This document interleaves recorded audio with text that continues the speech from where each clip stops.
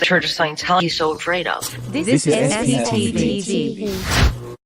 Welcome back, everybody, for more SPTV coverage of the Danny Masterson criminal trial live from Los Angeles.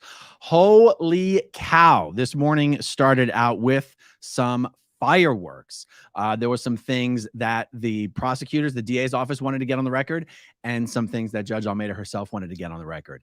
And what the DA wanted to get on the record is that Scientology's attorney, Vicky Podboreski, had sent an email to the LAPD filing complaints about the LAPD officers who testified in the first Danny Masterson trial back in November, complaining that they testified with a bias against Scientology and wanted them investigated, and that it was highly improper for her to have sent such an email, such a request, such a complaint, fair game tactics, to the LAPD just days before those officers were scheduled to testify in the new Danny Masterson trial. And it didn't stop there.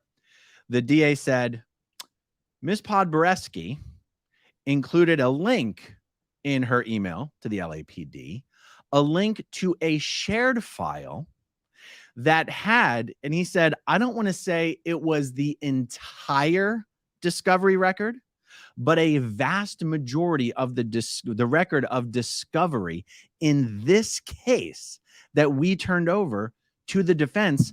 Somehow, all of the discovery, or almost all the discovery, is now in the hands of Scientology's attorney. The judge was furious. In fact, she cut Mueller off. She cut Deputy DA Mueller off so abruptly in what he was saying, I thought she was about to admonish him. She cut him off to then address the defense. Have you shared discovery with parties not interested in this case? Have you shared discovery with Scientology's attorneys? And Philip Cohen's like, no, Your Honor. Oh, wow. I wonder. I really wonder how all the discovery got into Scientology's hands. Now, let me read a bit of the excerpts of my actual notes here. So Mueller says the people became aware of an issue, mostly last night. There was an email that was sent from Vicky Podboreski on May 2nd, 2023 to our ADA, and then some names I wasn't sure that I got right. The subject of the email was listed as false reports of stalking and harassment by Scientology. In this email, Vicky Podboreski writes that during retrial, in other words, the current trial, Mueller asked questions to the Jane Does intended to elicit answers that Mueller knew to be false. The witnesses in the Danny Masterson case, the victims, have filed dozens of reports about alleged harassment and stalking from Scientology. Chief Michael Moore meeting filed on behalf of Scientology. Okay, so Vicky sent an email to Police Chief Michael Moore, filing on behalf of Scientology a series of complaints with, oh boy, I got a lot of typos here. Oh boy. Oh, yeah. That the officers who attested in the complaint, they left open a number of unsubstantiated and false reports complaining that by witnesses complaining that they are being harassed by Danny Masterson and Scientology. Scientology's attorney claims not one of these reports filed was found to be true, and Mueller is aware of the results of these investigations. By the way, Mueller then went on the record saying that's absolutely false. There's been no evidence that the LAPD has found any of these claims to be unfounded, and none of these investigations have been closed. Okay, so the judge says, well, what do you want me to do here? And Mueller says there were hyperlinks to certain attachments, a shared file, 12 different files, and that when you go into these attachments, Vicky Podboreski, Scientology's attorney, was sending these items, that were items of discovery in this case, to LAPD Chief Michael Moore. All of our discovery, or close to it, in this criminal case was attached in those files. Redacted discovery, emails between law enforcement officers and the victims, redacted text messages between the LAPD and the victims, our police reports, our emails, our photos. We couldn't even go through all of them. It was so much. All of our redacted discovery that we turned over to the defense is in the hands of Scientology's lawyers. And that's when the judge said, are you sharing discovery with Scientology's attorneys? No, Your Honor. And then the judge ordered, she ordered, what was the word here? Order to show cause at the conclusion of this trial how discovery is in the hands of non-parties. Let's see. I got some other notes here, but I don't. The judge asked Mueller, are you referring this to law enforcement for investigation? And the answer was yes. He said one of the officers has expressed some hesitation, some trepidancy. Is that a word? Did I make it a word? Trepidation about testifying newly in this case because Scientology is clearly going after them professionally, because Scientology didn't like the way the officers testified in this case. I have to imagine that Danny Masterson and Cohen and Sean Hawley, if I'm, being given the benefit of the doubt, are absolutely furious that Scientology continues to interject and involve themselves in this case in a way that makes it seem to any fair observer that Scientology is meddling in this case. Remember, guys, there is, it appears, an open grand jury investigation being led by the same guy who's leading the prosecution against Danny Masterson, an open grand jury investigation into obstruction of justice by Scientology, David Miscavige, and Danny Masterson in this case. And they keep doing stuff like this. To me, it's great news. I love seeing this shit happen. Like, good. I'm glad Scientology cannot help but to keep getting in their own way and shooting themselves in the foot. Okay, so the investigation, I'm calling it an investigation. That's not the word Judge Almeida used. It was either a hearing or something. I don't want to stare at my notes here until I find the right word. Is going to be done at the conclusion of this trial, since it doesn't actually impact the case itself. It's more of an ethical issue between the defense. It seems, I'm sure the defense would argue, oh my God, somebody in the prosecution could be leaking this to Scientology to frame us. I'm sure they'll say something like that, but everyone knows this is the defense. I think the concern here is more of an ethical issue relating to the defense attorneys and Scientology's attorneys, not a procedural issue relating to the Danny Masterson case. Like, there's no risk of a mistrial. Nobody asked for a mistrial. There was no mistrial even discussed. It was just, it's just what we already discussed here. Let me see. Okay, so let's get to the actual testimony itself. The testimony this morning began with the expert witness, criminologist, toxicologist, essentially an expert witness on drugs and drugging. And a lot of this expert testimony is not entirely relevant to the discussions I do in my videos. If I were to sum up the entire testimony, which lasted less than an hour, there was a lot of very good arguments made, testimony made to support the argument that Danny used a drug called GHB to drug his victims. It seemed to be pretty clear from the testimony that all of the evidence and the testimony tended to go in that direction. We had two other witnesses start and complete their testimony this morning. It was a busy, busy morning. Okay. This next one is incredible. Mariah O'Brien, the ex-wife of Scientologist actor Giovanni Ribisi. Mariah O'Brien is no longer in Scientology. She is no longer married to Giovanni Ribisi. She is actually living her life as an out of the closet lesbian. I believe she's in a long-term gay relationship. I'm mentioning that to show how far afield she has now come in her life from the days when she was in Scientology. You could never do something like that in Scientology. It would be almost unheard of. And what makes Mariah O'Brien's testimony noteworthy is that she actually does not like Jane Doe 2.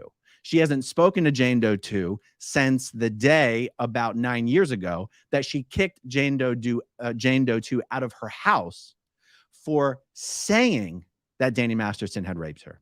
Now, to be fair to Mariah O'Brien, she didn't kick her out just for saying that. She kicked her out for saying that in front of Mariah's children, who were 9 years old and 5 years old at the time. And apparently that was just all too much, such an inappropriate thing to say in front of children. And apparently there were some other factors involved. But my point being, Mariah O'Brien does not like Jane Doe 2. And yet she still showed up and testified to support Jane Doe 2's testimony. Mariah O'Brien testified that not only did Jane Doe 2 in fact tell her that Danny Masterson had done this, but Mariah O'Brien is actually the one who told Jane Doe 3 about the existence of Jane Doe 2. Mariah O'Brien is the reason Jane Doe 2 ended up even being a named charged victim in this case. And Mariah still has deep connections to Scientology, to Danny Masterson. She's worked extensively for him doing interior design work at his house. She gets jobs by referrals from her Scientology friends, even though she's no longer in Scientology. I guess we can use Mariah O'Brien as an example of someone who, because she left Scientology, but because she's never spoken out publicly against it, she was never officially declared a suppressive person, and Scientologists were never forced to disconnect from her. I mean, I've said on my videos over and over again that you can leave Scientology as long as you keep your mouth shut and don't talk any smack. Mariah O'Brien is a perfect example of that. One has to wonder whether Scientologists are being ordered to sever ties with Mariah O'Brien. Mariah O'Brien, I think it could be said, could have refused to testify if she wanted to. I mean, you can't force someone to testify, right? You could also get up on the stand and lie your ass off and make a fool out of everybody. It's risky, but you could do it. And a Scientologist would do it.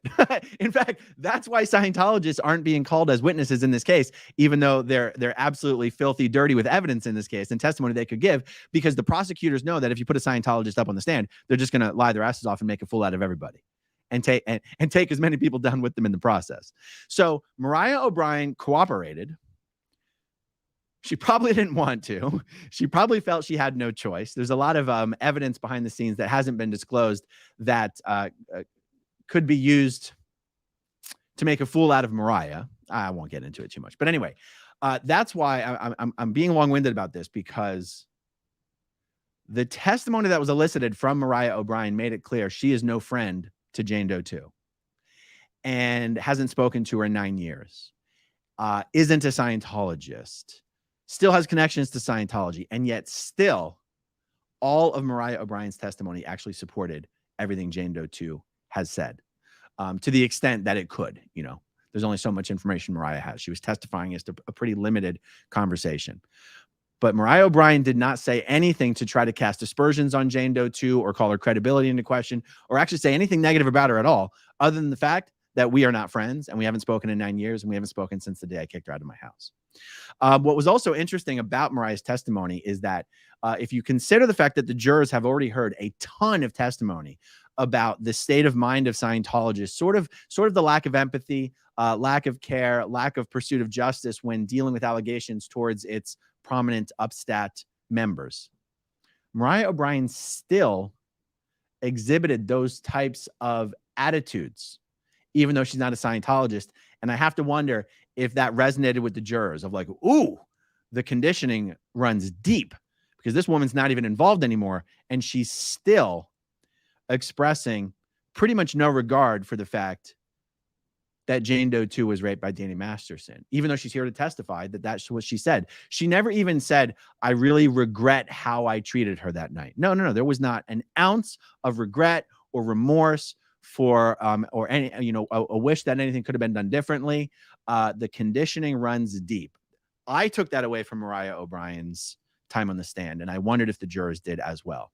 Okay, after Mariah testified, the next witness was, I want to make sure, I believe the next witness was Jane Doe 2's mother.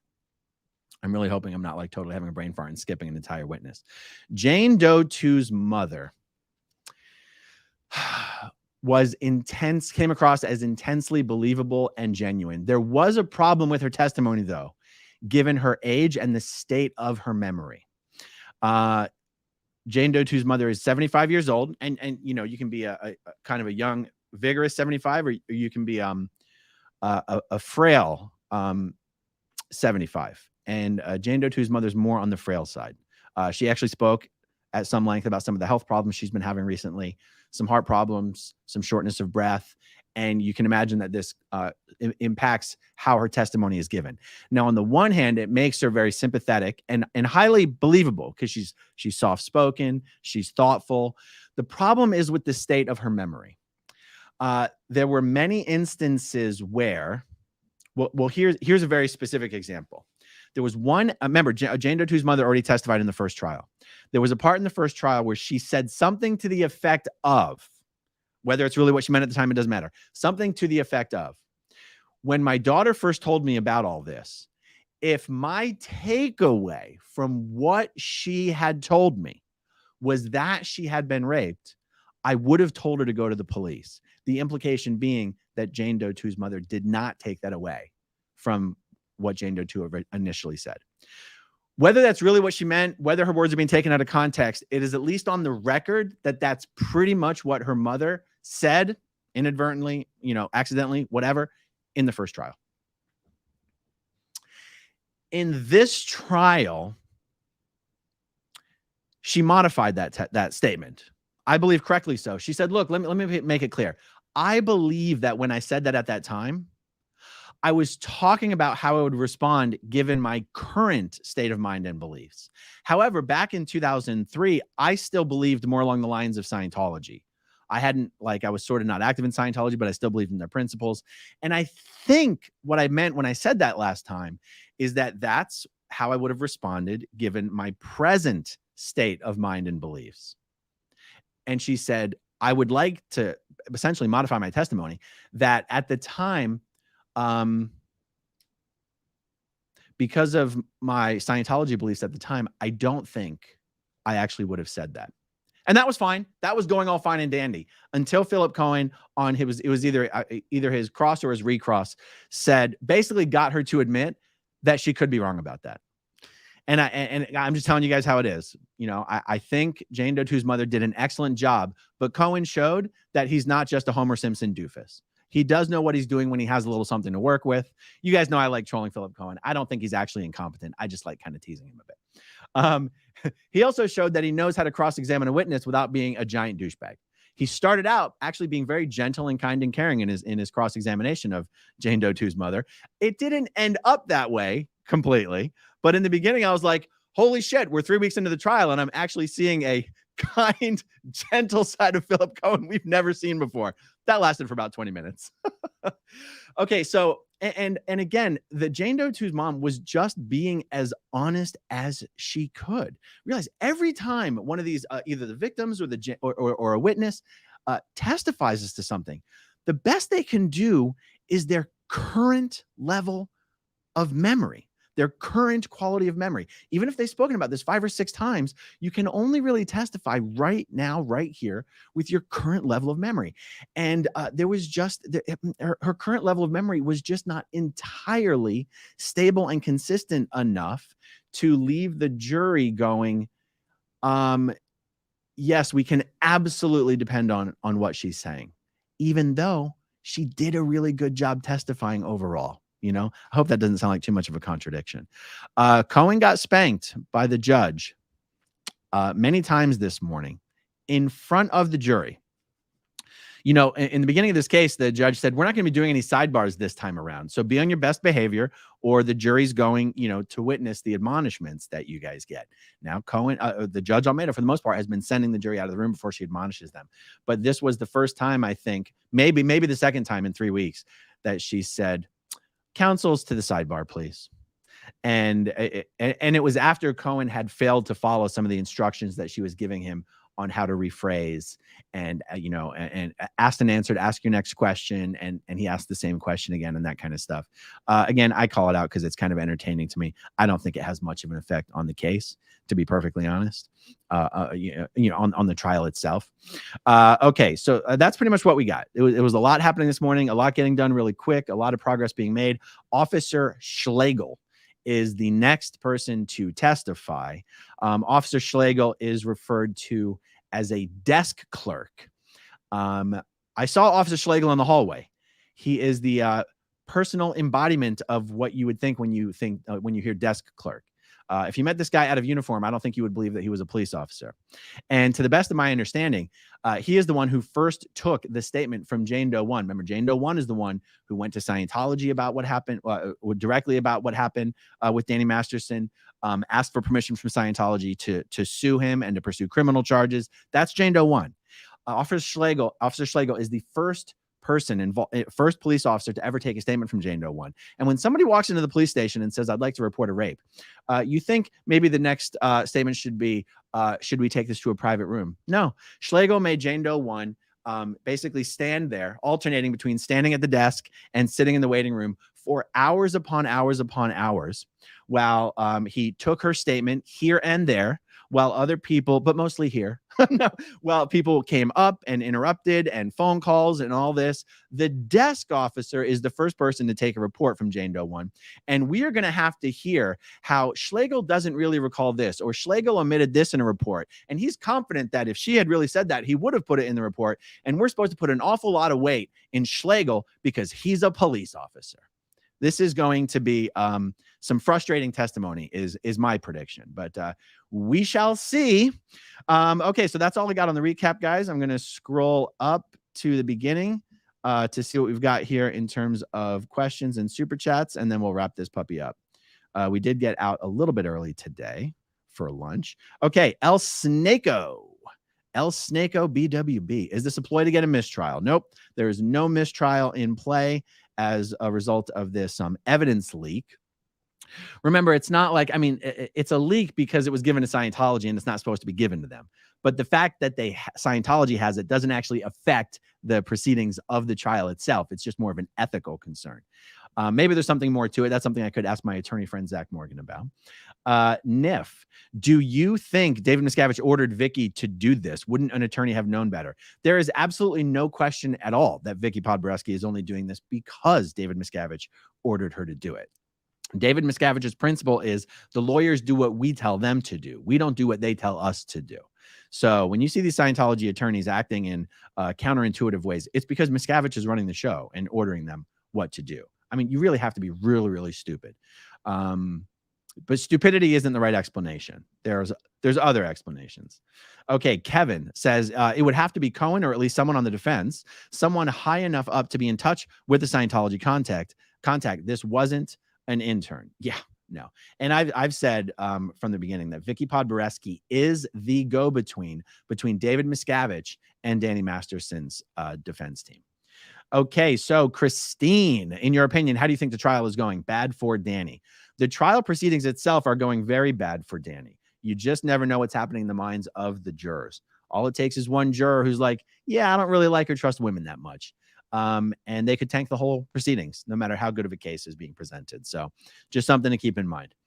Anthony Dunn, thanks for your dedication to your reporting AA run, watching from New Zealand at 7:30 a.m. Fantastic, Anthony. Welcome from New Zealand. Welcome to the chat. And thank you for the super chat. I appreciate it. Lori Irwin is there with a super sticker. Thank you very much. Daniel Wade is there with a super sticker. Thank you very much. Okay, let's see. How close am I to the chat? I'm only 4 minutes behind the chat, so we're almost done here, guys. Hang in there. We're almost there. Adam Peterson with a super sticker. Thank you, Adam Peterson. Okay, guys, that's what we got. It is lunchtime, so I should probably go eat some lunch. Thank you, everyone, for watching. The next update will be at 4:30, unless we get out of court early, but I don't think we will. 4:30 Pacific, 7:30 Eastern, and whatever the hell you guys are in Europe, I don't even know. Thank you guys for watching. Thanks to everyone who watches until the very end, and I will talk to you soon. Okay, if you want to see my rock and roll songs, click right on this guitar. And if you want to see a different one of my videos,